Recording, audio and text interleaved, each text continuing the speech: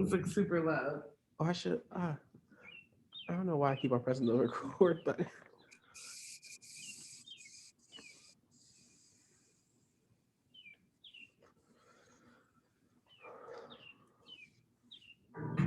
All right. Let's see. I'm ready when you guys are. I already started. I'm sorry. Okay. Oh, it's okay. Um, oh, it just came in. All right. Okay, so once you're finished with your mold, actually, let me turn on the light again. I don't turn on, I don't like fluorescent lights, so I should turn my lights on. So let me turn them on. Hey guys, welcome back to my channel. Today we're going to be learning how to peel the mold off the cast. All right, so once you've done completely finished your making your casting into your mold, if you're one of those people who decide that they want to wait like multiple days and forget to do it, it might end up being a little bit dry. So if it's cold to the touch, you don't need to do this.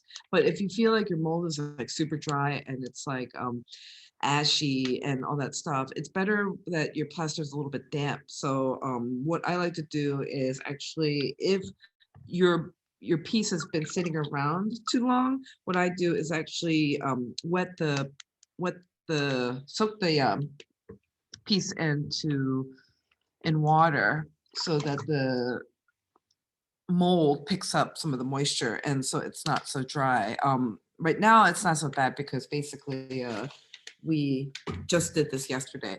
But if you wait like a week or something, your mold might be really dry, and so you want to dampen it so that it's a little easier to remove the mold. Okay. So what I like to do is, let's see, actually, do one more thing.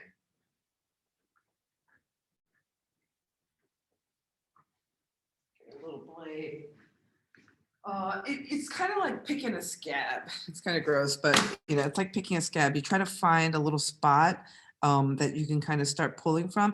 If you put a lot around the edges like I did and you can't find a spot, what you can also do is take a blade, or it doesn't need to be like a sharp blade. You can just kind of look for the edge. You can do that too. Kind of crack it like on the edge and look for that the edge. And so you can kind of start picking at it. And then what you want to do is see, so it should come off fair. I actually picked it a little too hard. I actually picked up some of the plaster. So be careful when you're doing that. And what you want to do is gently, slowly. And if your mold tends to be thick, and let's say you ended up putting like more than 3 layers to it, you can actually pull a layer off because it'll make it easier. So this is a waste mold. So whatever you're pulling off is going to get thrown away. So I actually made this mold pretty thick. And what I'm doing is I'm not actually pulling the mold off completely. I'm pulling some of the layers off the mold. If you're lucky, the whole thing will come off, all right? So what you want to do is, okay, so now it's pulling off. So you want to be careful because depending on if you have a nose or anything, you want to peel like this, where you're pulling out, like, especially around the nose, because you don't want to just rip it like a wax strip, because if you do, sometimes you take your nose with you. So you want to make sure as you're peeling back like this. So you want to, of course, mine's coming off really easily, and sometimes it will. And it's so satisfying actually. And so voila, and that's it. And there you go. I've got another hand that's on the other hand.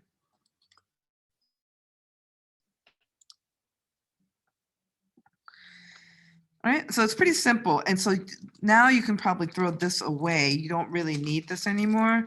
And so you can throw that away. And then what I like to do after I've pulled the mold off gently, and that's actually a pretty good casting. I've got barely any holes or anything on there. I have a little bit of the residual plaster from what catches in the mold sometimes, what catches in the gauze sometimes. But what I like to do afterwards is to go over to the sink. And if your piece is nicely cured and done, what it is you've got a layer of petroleum jelly on the piece. And so what you want to do is gently get like some soap or dish detergent actually works the best. And you, you want to get the petroleum jelly off of it, so when you paint it, it doesn't repel. And so what I do is I'll take some soap and I'll rinse it off gently. Don't rub it or scrub it. You just, kind of give it a nice little rinse, and then try to rinse off some of that excess petroleum jelly off your piece. And as you can see, from it's still repelling like this. So uh, my hand soap isn't working very well. So I would use like dish detergent. It works better than hand soap because, as you can see, there's still a lot of oiliness to the piece. And so this will help, the dish detergent like Dawn works the best. I mean, what do they use? They use Dawn to clean the ocean when there's an oil spill. So anything to remove that excess petroleum jelly off your piece. And don't be too rough with it, be gentle. And then once you're done, once it's cured, you can put water on it and everything. Nothing's gonna happen to it. Of course, if you leave it outside for a long period of time, it happens. And dab it. If you rub it, you're gonna lose detail. So unless you want to lose some of that surface, and you plan on sanding it, that's something different. But I personally really love like the hand texture, and look, I even got like some of the hand wrinkles on there, and so I really like all the hand texture and all the skin texture that it gets pulled out. So I tend to try not to ruin the integrity of the mold when when that happens. So you want to be gentle. Don't like scrub it when you're doing this. Okay, so it's really simple. This is like the best part. I love opening the molds. It's like it's so satisfying. It's like pulling a scab. So, all right. Any questions so far? So once you're done casting, so next week, not this Wednesday coming up, next week Wednesday, you're gonna have your finished cast piece completely completely removed from the mold and ready to go. Okay. And what I want to show you what happens is when you're trying to paint.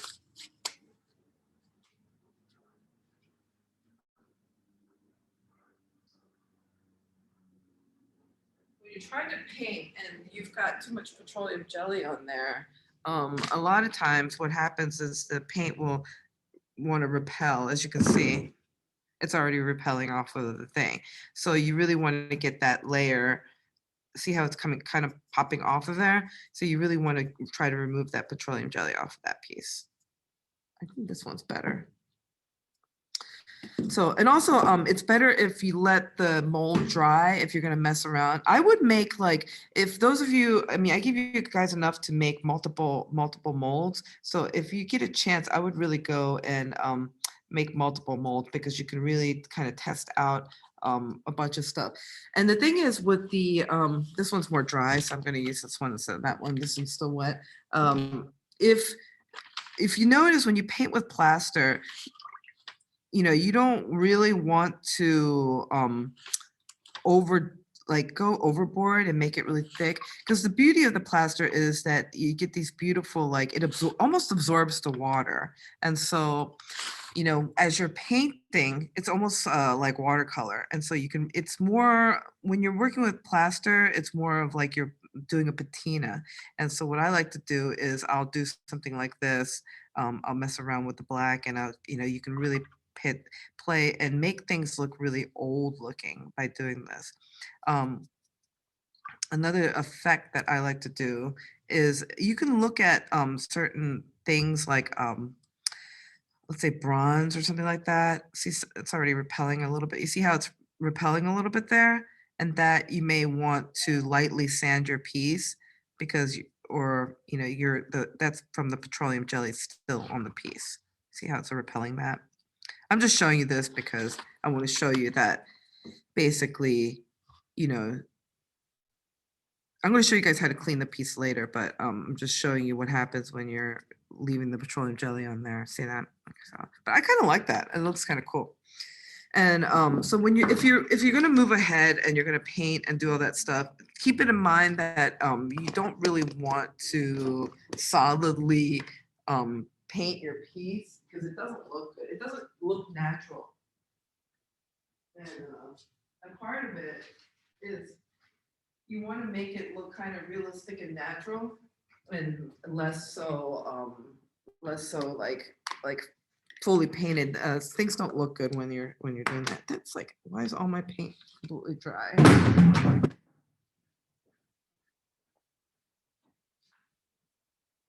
This one. It's been like a while since we've been here, so like everything's dried out. So another thing you can mess around with, I love metallics. And one of the best thing that you can kind of mess around with if you're, if you decide that you want to kind of make things, see how it absorbs in it. And another thing you have to be careful is when you're painting plaster, if it's not absorbed into the plaster, you can easily lift up the plaster off of the paint off the plaster. So you got to be careful, especially when you go really thick and it's not embedded into the plaster. You can also mess around with kind of like a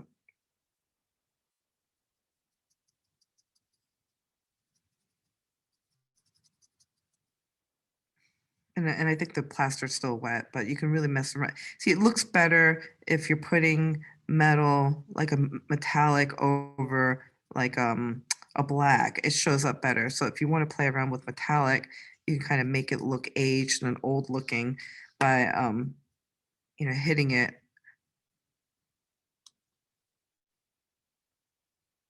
I love making things look old and stuff. Another really cool another cool thing you can use is something called interference, and I really like interference. And interference works really great on black too. This is from Golden's. Let's find a spot here. So interference on white looks like nothing. Okay, interference on black looks like crazy magic stuff. See, so you can get this kind of weird, kind of butterfly luminescent kind of thing. And by doing this, it already looks like it looks kind of copperish, like it looks like weatherized bronze or copper, doesn't it? So this is kind of why I'm showing you. You can make your piece look weatherized looking, and looks like it's old. So you can what's cool about plaster is that it takes paint on differently, and so you can kind of mess around with it and like make it look like it's been. See how putting those drips on, you can really make it look like it's almost like it starts to look like rusted copper, doesn't it? And so if you look at pictures of rusted copper, they have kind of like that greenish kind of copperish and a little bit of white. And so you can really get some wonderful effects with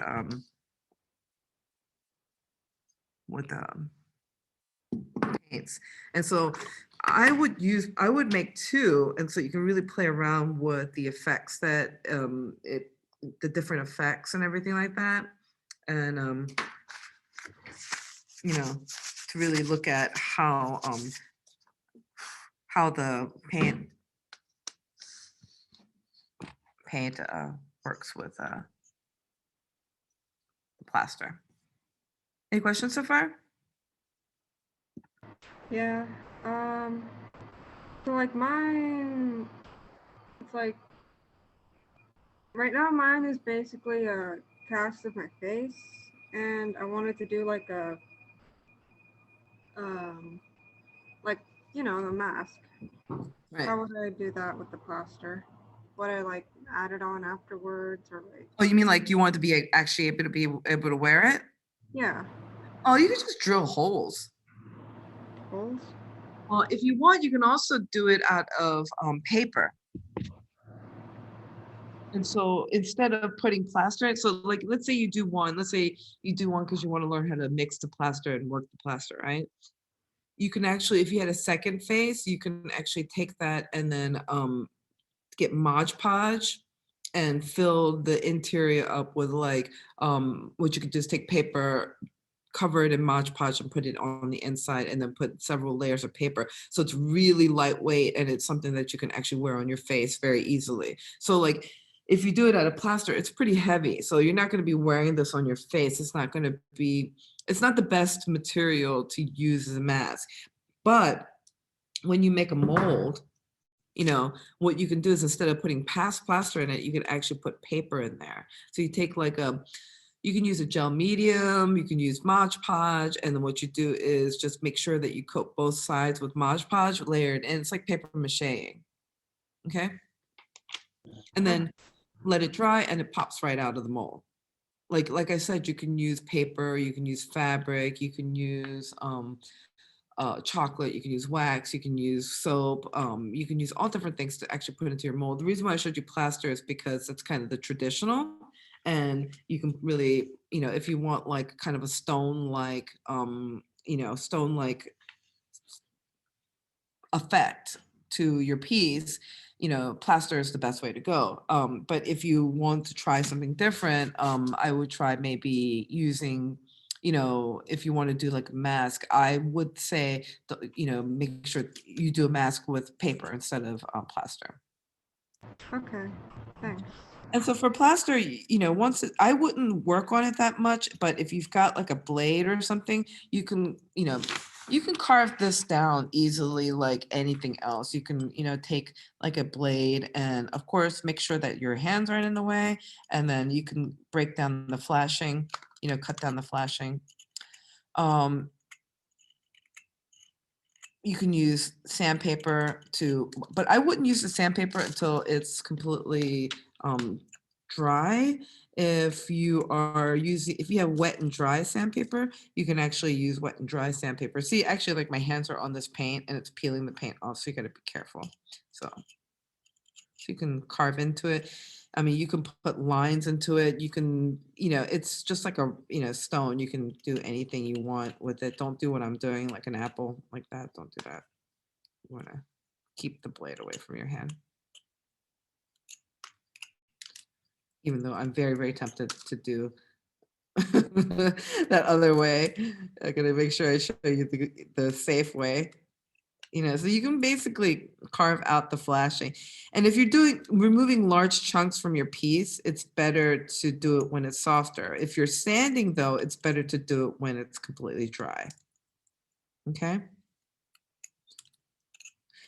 Because when it's wet, if you're doing any type of carving, it's better if there's a little bit of dampness because it makes your piece a little bit softer to cut. If you are doing sanding, you want to have it dry so that you're going to be using a lot of sandpaper. You're going to just go through it like crazy because it's going to sit inside the granules of the sandpaper. Okay. And so I'll do what I'm doing. This is a bad demo. Just want to get rid of this. And then you can set it on the, better thing would be set it on the table. Setting it on the table if you want to get large chunks off to just kind of remove it. Okay. So it's like stone carving. Actually, I took a stone carving class in college, and one of the first things we did was actually make a big giant block of plaster, and then we carved into the plaster to make the piece. So learning about how to work subtractively as opposed to, you know, negative, you know, subtractively instead of, you know, always on the positive. And so, you know, you can also use chiseling tools, you can use dental tools, you can use anything to, whatever you need to, you know, use to get the effect that you want. They also, I'm not asking you to purchase them, but I don't have a lot, but they also use, what's really common is using like something called a rasp. And unfortunately, I don't have enough to give everybody. That's the problem. And so, you know, there's only a couple tools. And so this is something called a rasp. There's different ones where you can get it like this. You can get it like this. You can also get one where it's like a big giant one where it's like a handle and you can do it like that, but you don't really need that for this. And then so the rasp helps you remove large chunks too safely. And those of you who have hybrid learning can come in here and use my tools if you want. So, but this is a little bit of a different way of, removing. And so like if I wanted to remove like this whole chunk, I can, use a rasp to just basically, remove this whole area if I want, or so there's a round side, and it leaves like kind of this cross hashing mark, which I kind of like. And so if you want to use that as part of your piece, you can even like as you paint, then you can kind of go back into it if you want to look kind of weathered, and so you can kind of have a weathered effect to it, you know.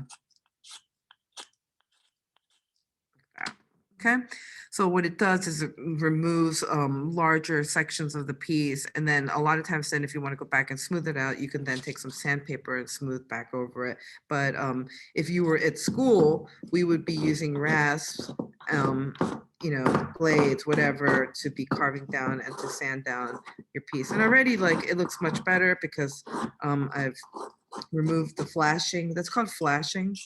That's on the edge of the piece, and it looks a little bit more clean. Also, like you said, if I wanted to, I could drill a hole through here.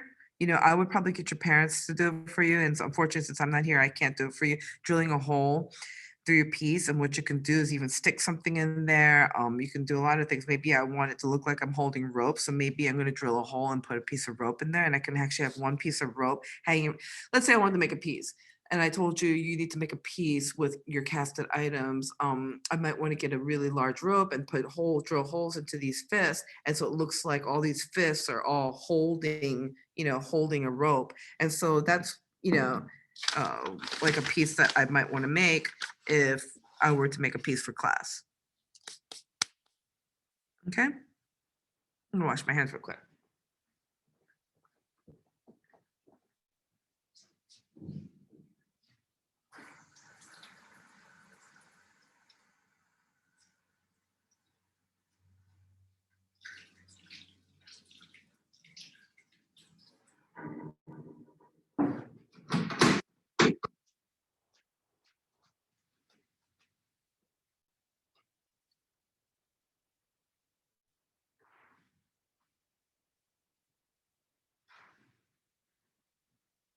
Here's another one of my demos that I did. This is the alginate demo, actually. Look at the difference between the alginate mold. Look at that. And the plaster mold. You see, I was able to get the whole interior. Look at, I can get the whole interior there. This is what an alginate mold can do. And see the difference between like a plaster mold, the quality of it. It's like with an alginate, you get like super smooth. Look at the nails. I even got all the nail detail and everything like that. So you really get like super detailed. But this is another example of like, playing with the paint, making it kind of look bronze. I carved it into here because it was a demo, and I was showing that you can actually carve back into the piece if you wanted to. But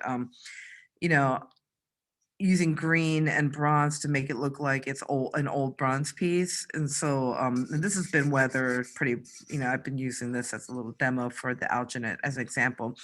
But this is me dipping my hands into some seaweed. And so the great thing about alginate is you can get fingers like this without breaking and damaging, because if I were to do this with a plaster mold, it would be so hard. I would have to do this one side, and then I would probably then have to do one on the inside, a mold on the inside, and then I would have to go in and carve all of this out. So I would not be able to get all this like beautiful hand details that you normally would when you're doing a plaster mold. Okay.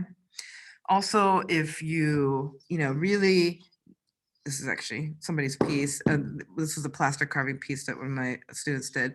And you can see how you can really get it nice and smooth and get a beautiful like effect. And this is also made out of plaster. So, this is really old, I think it's from 2000. But it's really cute. It's got a little stand and everything like that. So you can actually create a little stand for it. And it's actually quite a lovely piece. And, you can sand it down to make it look very, very smooth if you wanted to do that too. Okay.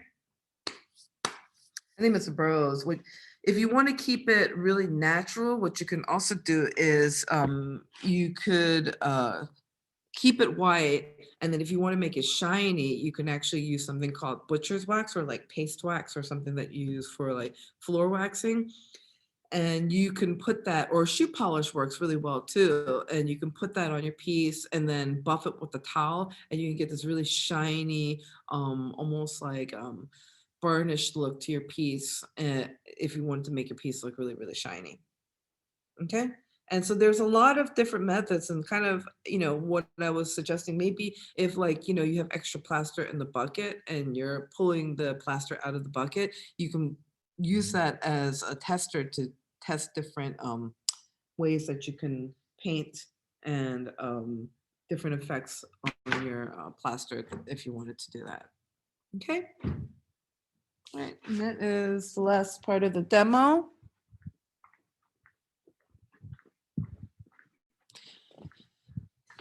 And so you can, if Chris, you want to stop recording, you can do that. So you have to, so it don't be so long. Thank you, Chris.